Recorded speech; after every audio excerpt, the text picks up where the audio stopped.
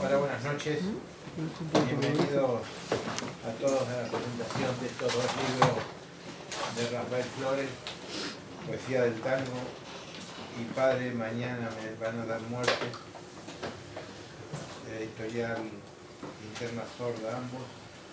Y queremos agradecerle a Rafael que haya querido presentar el libro hoy, de los que van a hacer la presentación del libro, y decirles que, bueno, si quieren estar interesados también en recibir información de otras actividades que hacemos nosotros, tenemos redes sociales y también pueden dejar su correo electrónico y lo incorporamos en el mail. Así que nada más, vamos a escuchar a los protagonistas que dirán cosas mucho más interesantes que yo, seguro. Así que primero te paso la palabra entonces. Vale, gracias. Voy a sacar la chuleta. Bueno, pues nada, muchas gracias a la librería del centro por acogernos aquí. ¿Se me escucha bien? Sí, sí. Sí. Pues muchas gracias por acogernos y darnos la oportunidad de presentar estos dos libritos de Rafael Flores Montenegro, y también está con nosotros Paula Polo, y bueno, de Rafa ahora hablaremos algo y él también presentará los libros, pero quería en primer lugar pues mencionar que Paula es una voz autorizada para hablar del tango, no porque yo lo diga, sino porque Rafa me lo ha dicho. Y bueno, también ella presentará el libro con él de poesía del tango. Yo haré algunas anotaciones del libro de Padre, mañana me van a dar muerte. Y bueno, son dos libros de la Linterna Sorda, editados por nuestros compañeros también entrañables, Agustín Villalba y Ana Muñiña, que no están aquí hoy, no pueden estar. Y bueno, para el que no conozca a Rafa, él nació en Córdoba, en Villa de María, y fue un dirigente gremial, razón por la cual fue represaliado. Y en 1979 vino a España, se exilió de Argentina, llegó aquí, ya obtuvo la nacionalidad española, y desde entonces pues vive aquí en Madrid, en España, actualmente en Madrid. Bueno, él es un apasionado del tango y es una pasión que él ha desarrollado, cultivado junto con la literatura. Y bueno, él es una de las personas que con mayor reconocimiento en cuanto a su conocimiento del tango, cosa que pues queda demostrada por el hecho de que la semana pasada participó en Tango África, que es el primer encuentro de tango que se celebra en el continente africano, en Senegal, en donde fue en calidad de conferenciante, de único conferenciante. Y de Rafa se puede decir que él, cuando se habla con él está orgulloso de su oficio de carpintero, y bueno, sus obras están inspiradas por ese espíritu libertario que se traduce en una defensa de la justicia en sus libros. En Padre, mañana me van a dar muerte, pues ahí lo veremos. Y se puede decir también que él que ha sido ininterrumpidamente durante más de 30 años, ha ha conducido el programa radiofónico Mano a Mano con el Tango en Radio Nacional de España.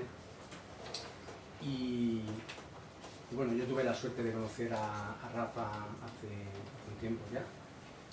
Nos conocimos en una de las ediciones de la Feria del Libro de Vallecas, donde tuve el honor de recibirle en condición de editor de la caseta de libros que ya desde hace una década dispongo de ella en esta feria, y ahí organicé la firma de su libro Poesía del Tango.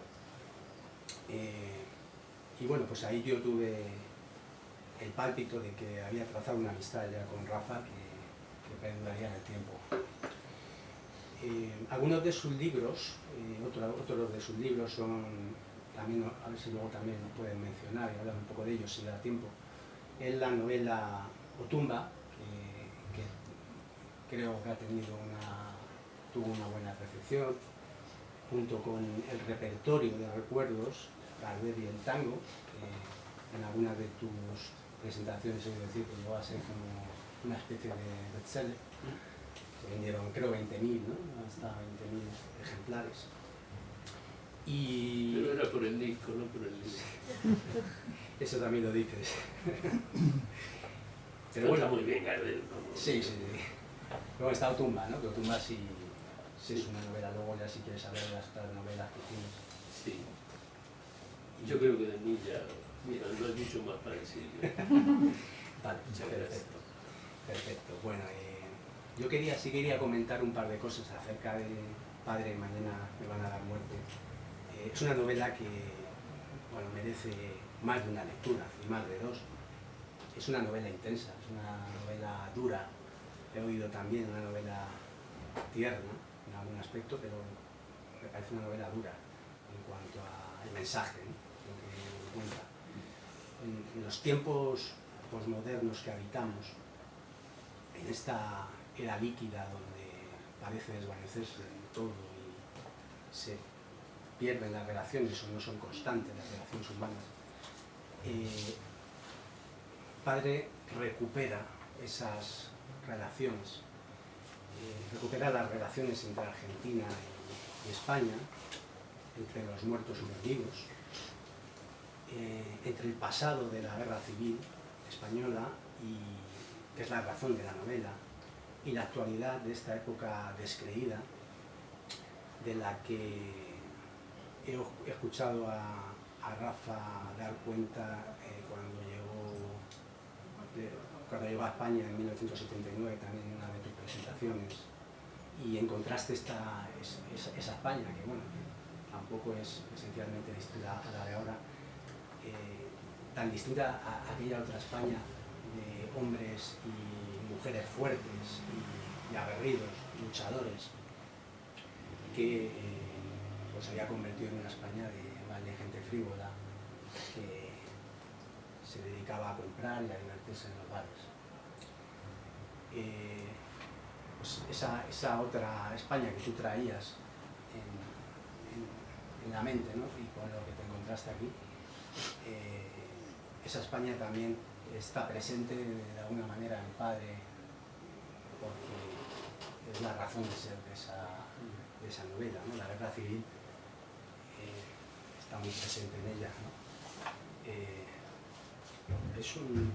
Es un título, ¿no? Padre, mañana me van a dar muerte, que tú mismo dices que no es algo que tú te hayas inventado, sino que es una frase extraída de las cartas a las que tú has tenido acceso de personas ya hacia el final de la guerra, ¿no? Ya en el franquismo que... Sí, estaban en las cárceles y hay varios libros que recogen cartas de los presos que a través de las diócesis, a través de, en fin, de algunos circuitos muy estrictos, escribían a sus familiares, les habían dado la condena para el día siguiente o para 4 días, entonces escribían. Y he encontrado más de una con ese título, ¿no? Padre, mañana me van a dar muerte. Es la última carta que escribo. Y también la despedida, que es realmente impresionante, padre o madre hasta la eternidad, ¿no? Y eso lo he visto repetido muchas veces. Entonces, lo que yo te decía es que el título no es mío, simplemente es la reproducción de un fragmento de una carta que realmente temblorosamente me impactó. Sí, hasta la eternidad, ¿no? Ya cuando esa frase impactante, ¿no? También rescatada de las cartas. Y bueno, esta novela, tú la escribiste en la pandemia, durante la pandemia, en el COVID.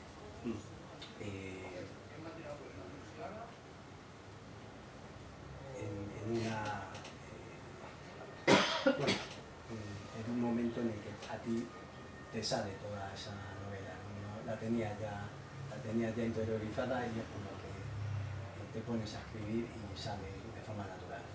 Sí, creo que sí. Creo que, bueno, ya que sacas el tema, ¿no? Creo que yo tenía una deuda, digamos, existencial, moral, de otras índoles, con la gente de la República, porque fueron a la Argentina, yo era un adolescente, los conocí y me dijeron una cosa realmente que no se me ha ido más, ¿no? Esas cosas que se dicen para toda la vida, ¿no? Me dijeron, muchacho, esta situación de desigualdades sociales tan flagrantes que te asombran, no son una fatalidad, son explicables, son porque hay uno que tiene y otro, ¿no? Entonces yo no tenía ninguna lucidez sobre esas cosas, era un chico inocente, con no sé, 14, 15 años, y a partir de eso se me cambió la vida, la visión del mundo, etcétera, etcétera. Bueno, después vino todo lo demás, ¿no? O sea, la militancia, la lucha social, etcétera. Y la prisión, el exilio. Entonces, por lo que decía Dani, en efecto, vimos en aquellos tiempos, en la década del 60, varias películas. Era una década muy, digamos, exaltada, entusiasta, vital, ¿no? El país francés, las movilizaciones en España, la lucha por la guerra de Vietnam, la juventud que entusiasmada con Cuba, con los hippies, con las minifaldas, con todo, ¿no? O sea, se revoluciona en todos los órdenes que había, de hábitos, de costumbres, de relaciones entre las edades, las clases. Entonces, vimos unas cuantas películas de la Guerra Civil Española, documentales, ¿no? Y bueno, eso también formó parte de mi repertorio, ¿no? Entonces, lo que decías antes, en efecto, yo traía esa idea de España. O sea, esos muchachos, esas chicas que iban en los furgones y que tenían un rostro de futuro, o sea, un rostro exaltado, tan confiado en que estaban haciendo lo que había que hacer y que los esperaba un horizonte que siempre se expandía ahí hacia adelante, ¿no? Entonces, era otra edad de la vida, ¿no? Entonces, con esos rostros yo vine como varios, ¿no? Y evidentemente España había cambiado, era otro país, ¿no? Del blanco y negro, concretamente, que teníamos de lo que habíamos visto. Entonces sí, fue un cambio. Pero yo también soy de este tiempo y me fui acomodando. Y en la pandemia, es cierto, pasó que estuve encerrado en un pueblito de Guadalajara, como en fin, la mayoría, en algún sitio, no podíamos salir, no podíamos hacer cosas.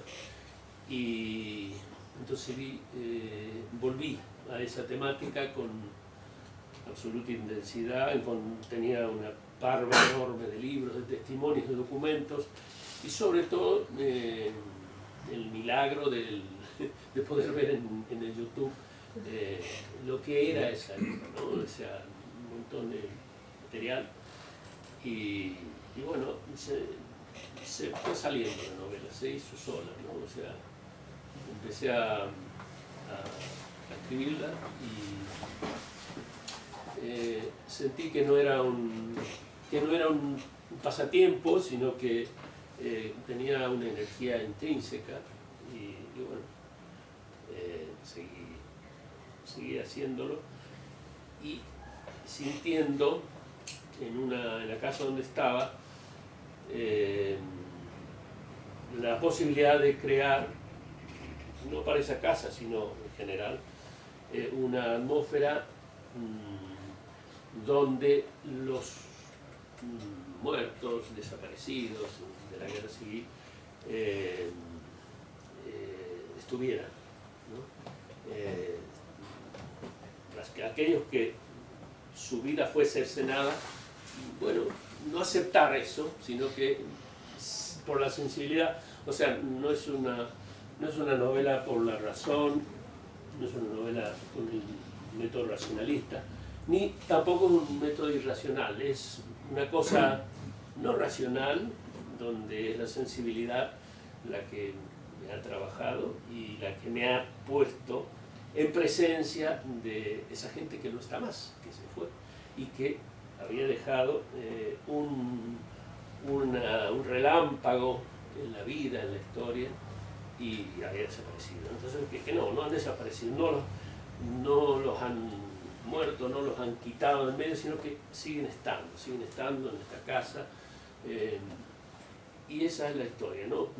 Después en una universidad una profesora respetamos la novela, que dijo, es que hay muchas voces en esta novela, el narrador, bueno, aparece a veces, pero los protagonistas son voces que están por todas partes y que no se distingue la vida de la muerte, están todos en presencia, ¿no? Y lo importante es que no discuten, no confrontan, conviven, ¿no? Entonces dijo, bueno, es como una novela de fantasma, ¿no? Y bueno, yo lo dejé pasar porque, bueno, está bien la palabra fantasma, pero en realidad para mí no son fantasmas, son presentes, ¿no? A lo largo de la narración era gente que estaba viva, incluso el protagonista, el narrador, piensa que en esa casa donde vivieron varias generaciones de alcarreños anteriores,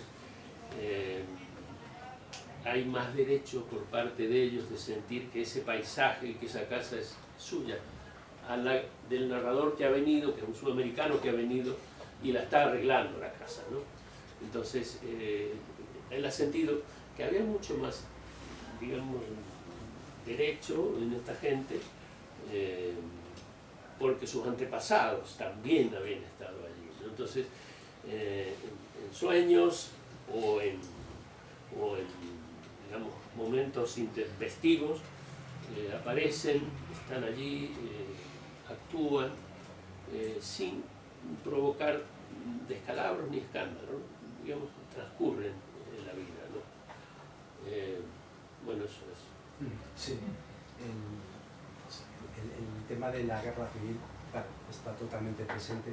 Creo que iba a venir hoy la persona que ha escrito el prólogo, amigo tuyo también, sí. Fernando Reati. Fernando Reati, no puede estar enfermo, sí. Enfermado ayer, antes. Bueno, pues para acordarnos de él, leemos un pequeño párrafo aquí de la introducción. Dice: no pretendo resumir aquí el argumento completo de la novela que el lector tiene en sus manos y que seguramente ya desea comenzar a leer saltándose el fatigoso prólogo. Solo decir que en ella dos hermanos campesinos republicanos, Demófilo e Isidoro, desde una cárcel franquista le escriben cartas de despedida a su padre Francisco Lascaso, antes de ser ejecutados por rojos, y que Francisco, viudo y ahora padre desconsolado de 2 fusilados, se queda solo en un pueblo donde ni él, ni la hija y el otro hijo, que quedaron vivos, son ya bienvenidos por los vecinos, temerosos. Y que Serapia, la compañera de Demófilo y madre de 3 niños de un matrimonio anterior, queda igualmente aislada y obligada al silencio, eternamente dividida entre la admiración que sintió por ese hombre que se jugó la vida por sus ideales, a quien escuchó sentada en primera fila en las asambleas populares, y la prudencia que le impulsó a pedirle que no se arriesgase tanto.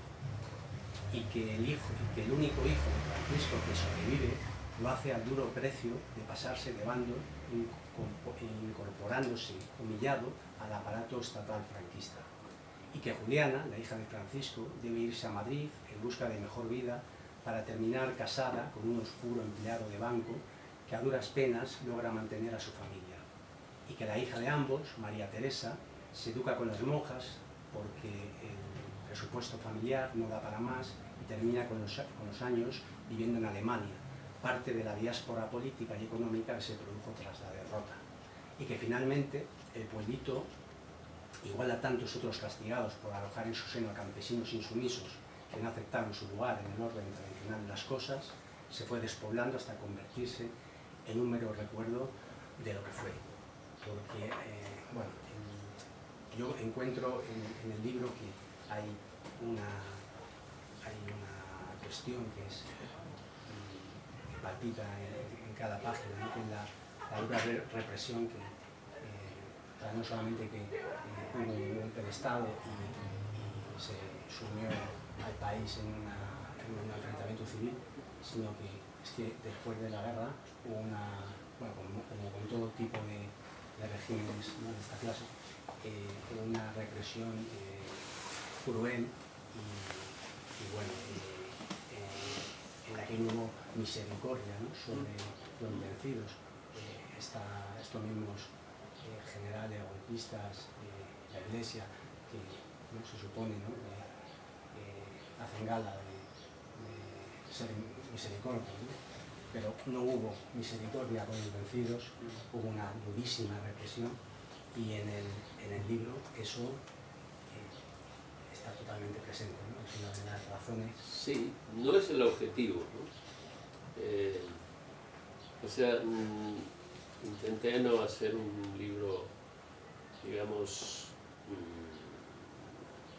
uso una palabra muy manida, pero me parece que acortamos tiempo que el panfletario, ¿no? O sea, no me interesó la vida de la... Y entonces por eso me metí con la interrupción de la vida, ¿no?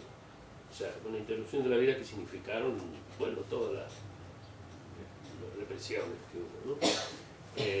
Son cosas sabidas. Y bueno, es ficción,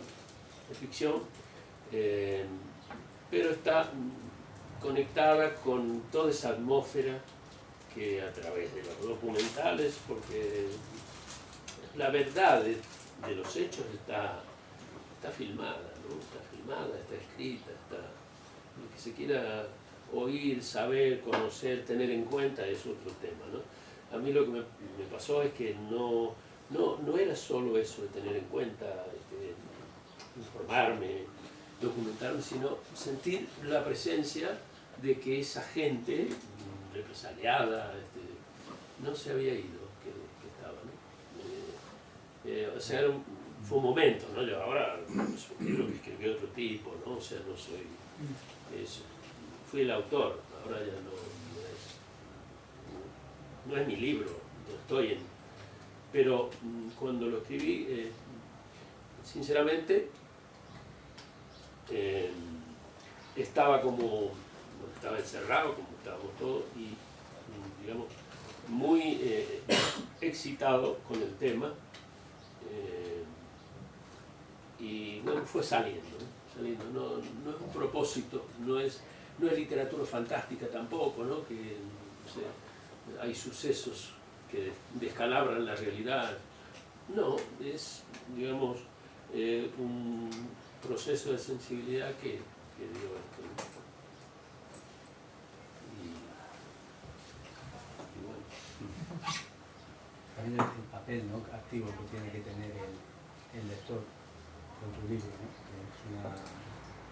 No es una escritura donde se ve todo, ¿no?, ve todo dado, sino que el lector tiene que tener los 5 sentidos en la lectura y ir armando en su cabeza toda la trama, entendiendo quién está hablando, esas voces, sus respuestas. Sí, es verdad que a mí me aburre un poco la literatura que está hecha, nació, creció, se murió y tal, ¿no? O sea, en línea, ¿no?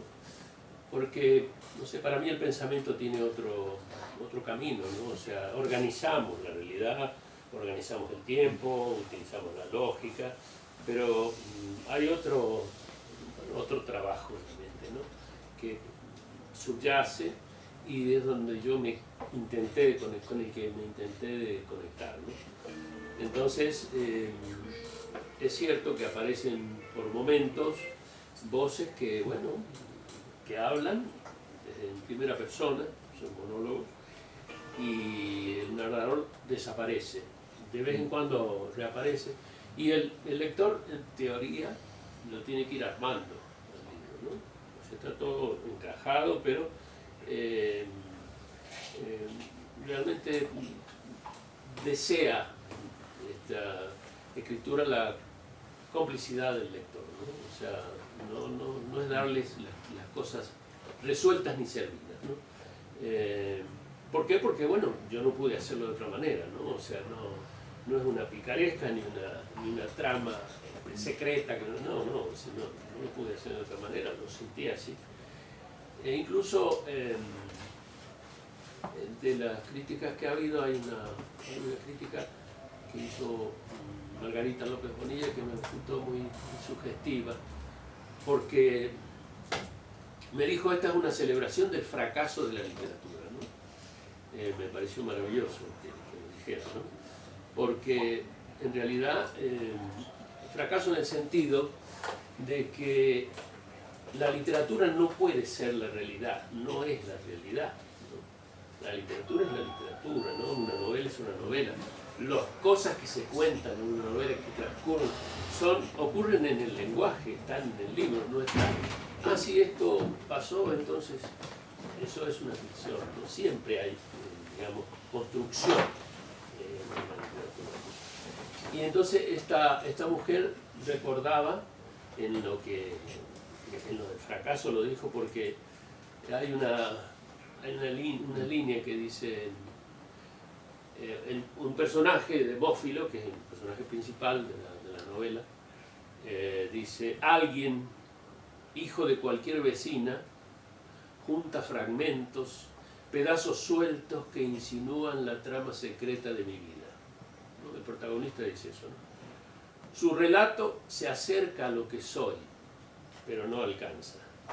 He visto al pobre tipo buscar cómo hacerlo, desesperado tras esa sustancia esquiva y alada que son las palabras. Lo he visto recoger sus labios y la saliva cuando caían los vocablos en las páginas, como pájaros a los que en pleno vuelo se les para el corazón. Escuchaba el golpe seco y enseguida se llamaba a silencio. O sea, es cierto, o sea, los personajes, por lo que yo sentí, ¿no?, están ahí, se imponen, se presentan, hacen su existir, y yo trato de ponerlos, ¿no?, en movimiento, de darles voz, ¿no? Pero en el fondo no creo que esa voz acabe de instituirlos, ¿no? O sea, es una construcción, no son la vida, ¿no? Entonces, porque la literatura no es la vida, es algo que representa la vida, pero no es la vida. Bueno, esa fue una perspicacia muy, muy especial de Margarita López Bonilla, que, bueno, me llamó la atención, ¿no? O sea, el sentimiento de que hay siempre un más allá en todo lo que hacemos, en todo lo que sentimos, en lo que vivimos. en lo que hablamos, en lo que construimos. Si yo quisiera que si hubiera preguntas, lo habláramos, porque yo no voy a volver a hablar. Rafa, si alguno tiene algo que preguntar, te quería preguntar, sí. En este libro, que es de una historia muy española, tu pasado y tu experiencia como persona que no ha nacido aquí, ¿en qué se nota en el libro? Qué bueno. Precisamente en el prólogo dice Reati que no es en español, y se nota que no es español, pero que tampoco es argentino. O sea, a mí me impresionó profundamente. O sea, yo elegí, bueno, me salió en el, ¿cómo diría yo?, en la lotería de qué país podía ir, porque de la prisión me dijeron, bueno, si sigues aquí, sigues en prisión, tienes la opción de irte, ¿no? Y después, entonces, se preguntaba, bueno, la familia, mi hermano hizo gestión en varias embajadas, y España dijo, bueno, nosotros lo recibimos, ¿no? Entonces me tocó España. Después tuve, bueno, para mí fue una fiesta por antecedentes familiares, abuelos, etcétera, etcétera, ¿no? Y esa música de España, la música de la vida, no solo la música de las cuerdas, sino la música de la vida, que a través de los relatos familiares, de las leyendas, se sembró en América, y que cuando vais de golpe, ¿no?, encontráis un espejo muy curioso, ¿no?, que os devuelve ¿no?, el hondo andar de la España por América, ¿no?, el hondo crear y construir de América, ¿no? Entonces, yo me siento muy feliz de estar aquí, e incluso siendo un exiliado con cierta, yo qué sé, cierta subrayado. Fui a Suecia, a Holanda, a denunciar lo que estaba pasando, las desapariciones, todo eso en la Argentina, y me ofrecieron en Suecia y en Holanda un exilio con el apartamento, con sueldo, con posibilidad de estudiar, sin ninguna obligación. ¿Cuánto tiempo? Sine die, lo que tú quieras, dice, te queremos tal, ¿no? Porque en ese tiempo estaba la socialdemocracia en unos países, en otros, no sé qué, y tenían una política de exilio. En España no había, porque salíamos del franquismo, hacía poco, y no había estatuto de exilio. Entonces yo estaba exiliado de las Naciones Unidas, aquí era una patria, ¿no? Y la verdad, y bueno, no había sueldos, no había subvenciones, no había nada, o sea, había que trabajar en un empleo, ¿no? Pero claro, y aquello era un regalo, una cosa maravillosa, ¿no? O sea, hasta el equipo de música en los apartamentos que me ofrecieron, ¿no? Estoy infinitamente agradecido, pero la música verbal no tenía nada que ver. Y yo lo que quería era trabajar con la literatura, ¿no? Porque evidentemente se nos había agotado el sueño de cambiar el mundo. Entonces yo había suspendido mi relación con la literatura por ese hecho, ¿no? No voy a estar escribiendo versitos, hay que hacer cosas, ¿no? O sea, se acabó eso porque hubo una dictadura y golpe de Estado, etcétera, etcétera. Entonces mi intención era retomar la literatura, ¿no? Y evidentemente necesitaba oír hablar en español, ¿no? Y bueno, me gustaron muchas cosas, muchas zonas de España, ¿no? Sentí la diferencia entre un sitio y el otro, ¿no? Los gustos, los sabores, las cosmovisiones, etc. Y me enamoré de Castilla, me identifiqué con Castilla, me resultó mucho más íntima Castilla, ¿no? Entonces creo que la conexión con la gente de Castilla, la voz, la lengua, me trabajó la sensibilidad muy profundamente. Entonces creo que Por eso el tema este que no lo pude afrontar hasta 45 años de estar aquí, o sea, no 40,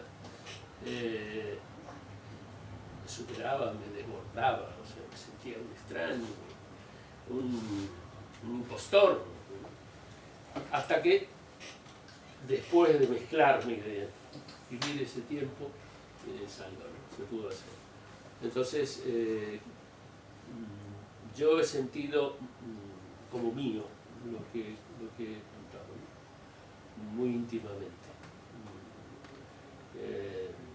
En primer lugar, por lo que ya he dicho, ¿no? Que son los que me dieron la primera luz sobre la vida, sobre la idea de la sociedad, sobre esos exiliados españoles que conocí.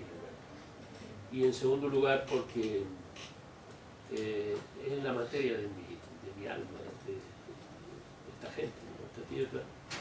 Y creo que en la República, bueno, en ese periodo y todo lo que pasó, guerra civil, etcétera, etcétera, para mi modo de entender, mi leal y modesto modo de entender la civilización, digamos, inexorablemente occidental, es a la que pertenecemos, alcanzó el nivel más alto, el más alto. Entonces, después retrocedido. Y para mí está simbolizado, la novela está simbolizado en qué pasa con los pueblos, ¿no? Esos pueblos llenos de bullicio. Bueno, se trabajaba con mulas, ¿no? Y la riqueza de cada campesino era según las mulas que tenía, ¿no? Este era uno que tenía 5 mulas, estaba mucho mejor que este otro que tenía 1 o 2, ¿no? Los pueblos con 1000, 2000 habitantes, ¿no? Que hoy tienen 40, 30, ¿no? O sea, la España vaciada, ¿no? O sea, y en su lugar los tractores, en su lugar los pasillos aéreos para que vengan del centro de Europa y pasen, ¿no? Digamos, trazan permanentes caminos de humo por el cielo, ¿no? Permanente, o sea, va uno tras otro, ¿no? Eso pasa en la Alcarria, ¿no? Entonces, donde yo sitúo la rueda, ¿no? O sea, las casas desescombradas, ¿no? Los pueblos abandonados, ¿no? Entonces, sentí que era también una falsificación de lo que creó, de esa luz, de ese bullicio, de ese colorido, de esa vida que se construía a diario, ¿no? El rumor de la gente, las mujeres en las calles, los niños, eso no hay más en estos pueblos, ¿no? Entonces ese tiene para mí un valor simbólico en relación y a eso es a lo que me salió la voz, ¿no? O sea, de esas cosas también, ¿no? O sea, junto con los muertos, etcétera, etcétera, la voz de esas ausencias que hay en los pueblos que han sido abandonados.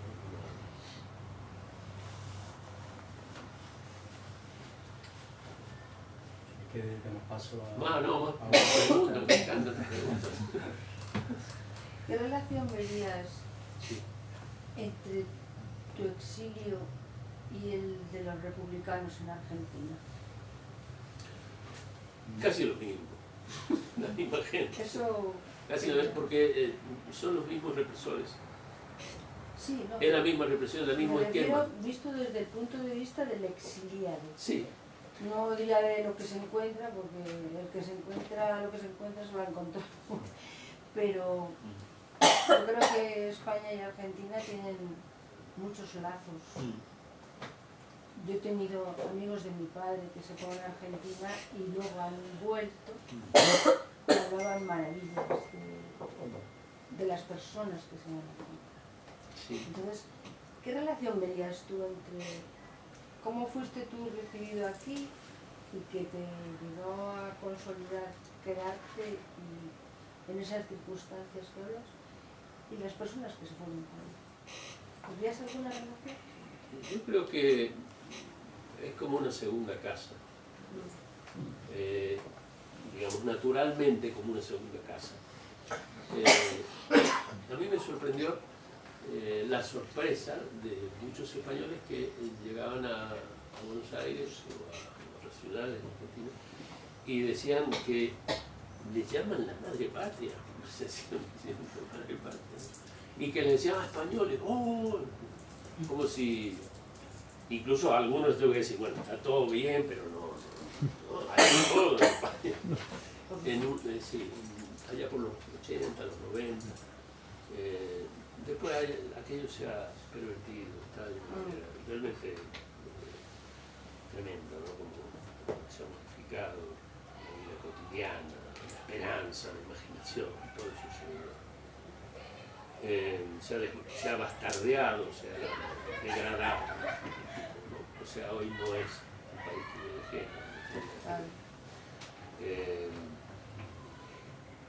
Pero creo que hay, ya te digo, una segunda casa, o sea, una familiaridad natural. Bueno, que te vas y te vas porque no lo tenías planteado, te vas porque las circunstancias, o sí, ¿no? ¿El idioma te ayudó? Muchísimo, por eso decía que preferí, a pesar de los exilios de lujo que me ofrecieron, preferí esto que no tenía que trabajar. Sí. Sí, te relacionabas mejor. De hecho, casi todos los Había se más fueron a países de intensidad en la lenguas vida. latinas. Y entonces, pues tanto México como cantidad de países que los recibieron, pues les pasó algo como a ti. Por eso veía yo un paralelismo entre venir aquí y la vida de ellos. Sí, sí. Aunque fuera totalmente diferente, porque yo venía de un enfrentamiento civil, pero... Claro, no, sí, por supuesto, No en la tiene vida nada que ocurrió ver. aquí, no allá. Allá fue otra cosa. Claro. Pero quiero decirte que mi mitología literaria, el que escribe se construye una mitología, ¿no? Personal, un trabajo que está muy hecha también, o más, ahora de mi último trabajo es Ya. nuestra gente, sus conflictos, sus abismos, Sus emociones. sí, eso es. Muchas gracias. ¿Algo más? ¿Pasamos a otra cosa? ¿Te puedo preguntar yo una cosa? Claro, por favor. Me tiene cerca, o sea que... Te tengo cerca. Yo con este libro, con el de Padres me van a dar muerte, he pensado en Pedro Páramo, que yo creo que es una referencia que te habrán hecho más de una vez. Creo que es la gran novela en lengua española del siglo XX. Y la gran una novela. americana, Sí, El Ruido de la Furia. así. Porque este proceso de los monólogos que se entremezclan me lleva a Faulkner, que es otra cosa completamente diferente, porque además es una familia bien que se hunde y no tiene nada que ver. Pero creo que en esta comparativa, cuando estaba oyendo hablar de que no es una novela de fantasmas, sino de voces que reverberan, me parece que la estructura se corresponde mucho al flujo del pensamiento, al final. Sí. Entonces, me ha llevado una frase que se ha utilizado muchísimo hablando de la Guerra Civil Española, que es: nos enterraron pero éramos semillas.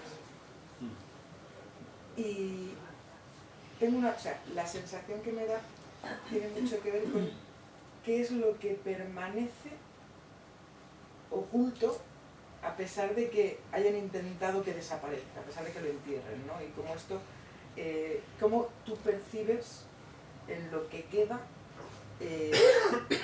esas voces precisamente silenciadas de los represaliados, que al final son las que no hablan. Porque eso sí que me interesa. Creo que los españoles sí que tenemos muy presente lo de las dos Españas, aunque no se hable del tema, incluso aunque... Pero no sé si desde en tu llegada aquí tú lo notaste de primeras. Ahora mismo ya eres español del todo, pero ¿tú sentiste ese contraste, esa situación cuando llegaste aquí? Muy buena pregunta, muy difícil de contestar. Yo creo que sentí, digamos, la presencia de ese pasado silenciado, tapado, negado, invisibilizado, ¿no? Estaba, ¿no? O sea, lo sentí en cosas muy pequeñas como en grandes cosas, ¿no? Aunque todo el mundo estaba en el destape, en la explosión, etc.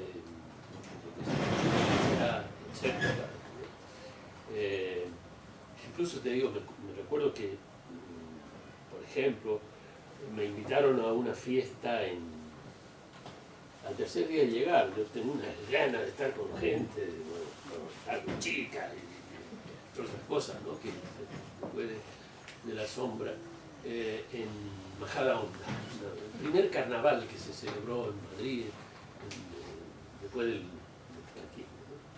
Y bueno, la fiesta de disfraces, muy bien, tal, ¿no? Y en un momento alguien coge una guitarra y se pone a cantar, ¿no? Y canta canciones de la guerra civil, ¿no? Pero claro, sabían una estrofa o dos, y es que la sabía yo. Entonces me hice famoso esa noche porque él es el que sabía ¿no? De Carmela, entonces ahí sentí que subterráneamente muy conectado, porque la gente cuando yo le decía no, sigue así, entonces digamos, producía aquello una emoción por lo que hubo, por lo que seguía, por un tipo que venía de fuera, ¿no? Y todo lo que había quedado y con lo que se reencontraban, ¿no? Eran gente joven, toda, entonces, claro, ese fue un impacto para mí, ¿no? Y la diferencia de estar en, yo qué sé, en País Vasco, estar en Andalucía, esa es muy importante, porque aquellos, si bien América Latina se parece bien en su región, en su zona, sus lateralidades, etcétera, etcétera, son naciones, entonces se han imaginado como naciones la presencia de las comunidades o de las originalidades. Aquí no, incluso nos hacía pensar, nos hacía decir, pero si son todos iguales, no son iguales, ¿no? Pero eso nos costó muchísimo captarlo, ¿no? Si son iguales los catalanes, los vascos, son todos españoles, ¿no? Y eso fue una cosa que, pero bueno, un crecimiento infinito, y al ir entendiendo por qué, mira, los salchichones que hacemos aquí a 10 kilómetros son distintos y son mejores que... Bueno, mira, sí, tiene su miga legendaria, por un lado, y física, concreta, vital, por el otro, ¿no? Entonces fue una experiencia muy fuerte esa, de captar, digamos, la paleta de colores de esta península, ¿no? Y sentir que en cada sitio hubo también una manera después de hacer la revolución, de resistir al franquismo, como le quieran llamar, ¿no? Y aquella experiencia asamblearia que, digamos, se desarrolló en España, para mí fue lo más meridiano con lo que me encontré, por eso está mucho en la novela, ¿no? O sea, aquello de que, bueno, vamos a discutirlo, ¿no? Vamos a reunirnos, ¿no? O sea, la oposición a la tormenta autoritaria que trajo el golpe de Estado, ¿no? La oposición, pero radical, pero vital, digamos, no era de que vamos a cambiar el chip, no somos esos mandados, ¿no? Somos lo que vamos a decidir, o sea, es obra de de una asamblea, ¿no?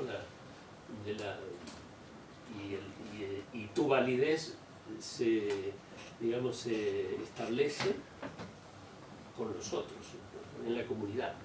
Eso me resultó muy impactante, porque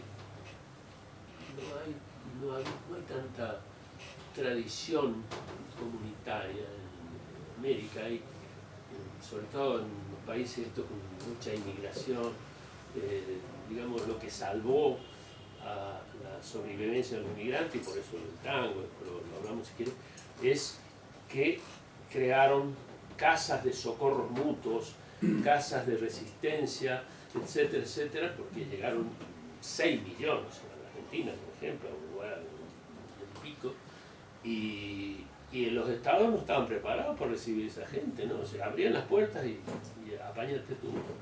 Entonces, los españoles, como los italianos en su mayoría, crearon esas casas de socorro mutuo, esas casas donde la solidaridad, etcétera, etcétera, ¿no? Y sin jefatura, ¿no? También con un procedimiento asambleario, ¿no? Y eso lo ratifiqué cuando empecé a ver cómo fue el desarrollo en el siglo, ¿no? de la resistencia española, que después se defiende del golpe de Estado, ¿no? De hecho hay una que tiene el nombre, Demófilo. Sí, Demófilo me salió, pero claro, Demófilo era el padre de Machado también, ¿no? El que hizo la compilación de las coplas. Pero claro, después me di cuenta, mientras iba, ¿de dónde viene esta palabra, no? El amante del pueblo, ¿no? Es una cosa que me asombró. Pero me di cuenta después, ¿no? Me gustó el nombre, la sonoridad, ¿no? Demófilo. Demo, pueblo, filo, amor, ¿no? O sea, bueno, fue una casualidad feliz. De todas maneras, cuando tú llegaste, ¿qué sensación tenías tú? O sea, alguna vez me has contado, ¿no? De la alegría, tal, venías de un mundo horroroso, ¿no? Sí. Pero claro, aquí en España fue el momento en que precisamente yo creo que dieron carpetazo para olvidar todo eso que tú cuentas. O sea, fue un momento horrible, un momento en el que los españoles nos dimos cuenta, algunos, de que todas las ilusiones se habían ido al traste.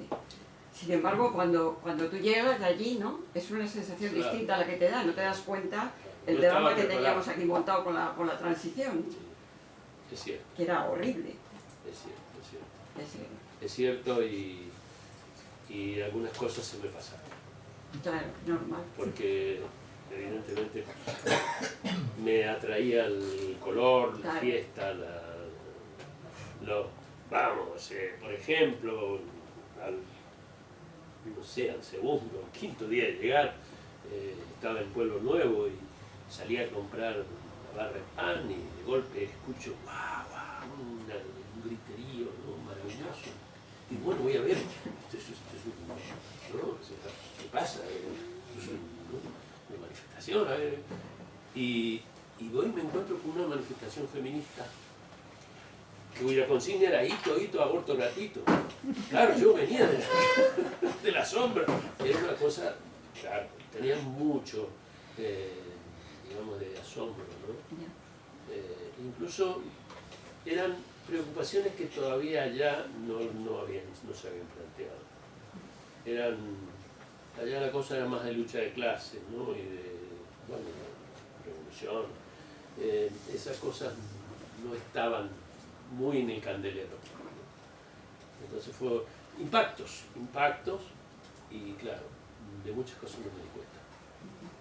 No me di cuenta porque tampoco me instruyeron mucho, ¿no? Pero así es que, por ejemplo, estaba poniendo una lámpara con el golpe de tejer en la casa de un chico que estaba fumándose un porro, y él estaba poniendo la lámpara y sonó en la radio el golpe, ¿no? Y que en Valencia, Milán del Bosch, había declarado objetivos militares en los hospitales, las escuelas, ¿no? En todo. Entonces, yo estaba en la escalera, de golpe de estado. No, es un loco que ha entrado, ¿eh? Estaba con el gorro. No, si no sé lo que es esto. No, pero se está el chico seguía, ¿no? Entonces bajé y me fui a las Naciones Unidas, me digo, esto es un golpe de estado, se acabó la... ¿Me entiendes? O sea, me encontré también con esas cosas, ¿no? Que no... Este tipo, colega, pero que no... Porque claro, todo el mundo pensaba, ya estamos aquí en la democracia. Exacto, Y ya la estamos, ya no va a hacer nada. La revolución ya la dejamos para otro momento. Claro, cuando oí eso, era el mismo lenguaje de allá, o sea, ¿entiendes? O sea, objetivos militares tal, salen los tanques a la calle, bueno. Me fui a las Naciones Unidas. Y el otro, no hubo manera de hacerlo reaccionar. Dejo todas mis cosas, mis herramientas, aquí me voy. Te habría hecho falta un porro. Claro, eso me faltó a mí. Una propina del libro son las ilustraciones de Quintanilla. A mí me ha sorprendido porque Quintanilla, aparte de que son extraordinarias, es un pintor importante en los años de la guerra, que luego estuvo en el exilio, etc. ¿Cómo ha sido el que buscabais estas ilustraciones? Y además, ilustraciones que le van muy bien al libro, sí, porque están muy bien elegidas. Mira, porque tienen un valor por sí mismo, sinceramente, tuve la suerte de encontrar una editorial, la Linterna Sorda, que leyeron el libro con mucho interés y mucha preocupación. Como editaron novelas, estaban ellos editando más ensayos. Y bueno, lo leyeron, ya te digo, con mucha intimidad, y ellos son los que eligieron las ilustraciones, la portada. Sí, estoy muy feliz de que haya sido así, ¿no? O sea, primero habíamos editado con ellos el otro, del tango, porque bueno, era un ensayo, y bueno, también se la jugaron, porque era el único libro que habían hecho sobre música. Y al poco tiempo leyeron la novela y dijeron, bueno, esto es realismo mágico, me dijeron, ¿no? Incluso me dijeron con mucha generosidad, si encuentras otra editorial que sea más potente que nosotros, no te preocupes. Pero a mí me aburre mucho buscar editoriales, no me muevo nada, dije, no, adelante. Es muy tedioso ese trabajo. Bueno, vamos a pasar a la segunda parte. Yo Sí. tengo una cosa. Sí. Rafael, en la mitad justo de la novela, más o menos, página Bien, lo has 55, leído. bueno, esa parte sí. Es como el capítulo 15, háblame de ese árbol algarrobo. Es que a mí me parece, como me gusta mucho el simbolismo, a mí me parece que ese árbol tiene mucha carga, porque no se puede con él. Y si eso fue como un respiro en esta novela tan del alma o de las tripas. Me gusta tu punto de vista. Es brillante. Sí, la verdad que, mira, surgió No eres brillante tú al haberlo escrito. ya es que Dejémoslo claro. no, mira, para mí el árbol son los primeros habitantes de la tierra, ¿no? Son sagrados, ¿no? Para mi sacralidad, o sea, yo no soy religioso, pero sí tengo el sentimiento de lo sagrado constante, ¿no? Y siempre he sentido que en el árbol está, digamos, encarnado lo sagrado, ¿no? Incluso, mira, ahora que decía él que estaba en Senegal, encontramos los baobabs, te llevan a ver cosas y bueno, hay uno que tiene 35 metros de diámetro, o sea, ¿no? Y lo usaban, se ahuecan con los años, ¿no? Y entonces ellos existen, digamos, vertebrados por los contadores de cuentos. O sea, digamos, les organiza la tradición, la cuentística, que no es ninguna novedad. O sea, la Ilíada y la Odisea son los cuentos que organizaron la unidad del pueblo griego, ¿no? En este caso son los contadores de cuentos, y cuando se muere uno lo entierran dentro, ¿no? Es un contador. Y eso, bueno, es como la presencia del árbol en la cultura, ¿no? Más allá de las fronteras, de las épocas, etcétera, ¿no? Y yo sentí que había un árbol aquí y otro árbol allá, y que de alguna manera esa es la primera conexión que hay entre América y Europa, por decir algo. También Pero, tienes un árbol, ¿no? En la tumba. También hay un árbol que también permanece. Sí, el palo borracho, que es un árbol que tiene ¿cómo te diría? Un tronco hinchado, unos pies pequeños, que no tiene agua también el tronco. Y que no quiere morir. Que quiere morir, y que una vez presentándolo en una traducción al italiano, la novela, me dijo una señora, dice, pero ¿este árbol es una mujer? Y una mujer embarazada, dice. Me voló la cabeza, ¿no? Y que sí. Dice, que el árbol de Otumba es el palo borracho. Entonces, claro, enganchaba con el sentido de la novela, pero no sé, yo creo que todas estas cosas que uno hace no son tan, no es tan listo como para decir, lo que quise decir es esto, y salió así. No, o sea, las novelas se van construyendo, y luego lo que el autor cree que no es todo lo que hace, nunca. Pero el lector sí puede, ¿no? El lector enriquece, claro, el libro, lo interpreta, ¿no? De otra manera, a lo mejor, quizá distinta. Exactamente, entonces yo no tenía eso en cuenta, o sea, que era un árbol embarazado, etc. No tenía en cuenta, era el árbol de tumba, qué sé yo, ¿no? Y sí estaba conectado con la mujer, ¿no? En el transcurso de la novela. Pero después ella me dio un sentido que yo no lo había advertido. Pero era algo que no sé, o sea, lo que yo recuerdo, a lo mejor hace ya tiempo la leí, ¿no? Como que no había manera de hacer desaparecer ese árbol, ¿no? Entonces, exactamente. Mi Bueno, interpretación era que significaba mucho más. Es la vida. Es la vida. La vida, la gente. No se puede con claro, él, ¿no? O sea, hablamos, nos matamos, estamos ahí. Pasan cosas. Entonces el árbol es eso, ¿no? Ese árbol de América y el otro de España, ¿no? Que se conectan. Que bueno, está en la novela, yo no. Claudio, pasamos a la otra. Yo creo que sí, porque Sí, si no nos vamos a olvidar. sí, porque hay el otro librito. Y vamos a empezar esto con pequeñas, digamos, flashes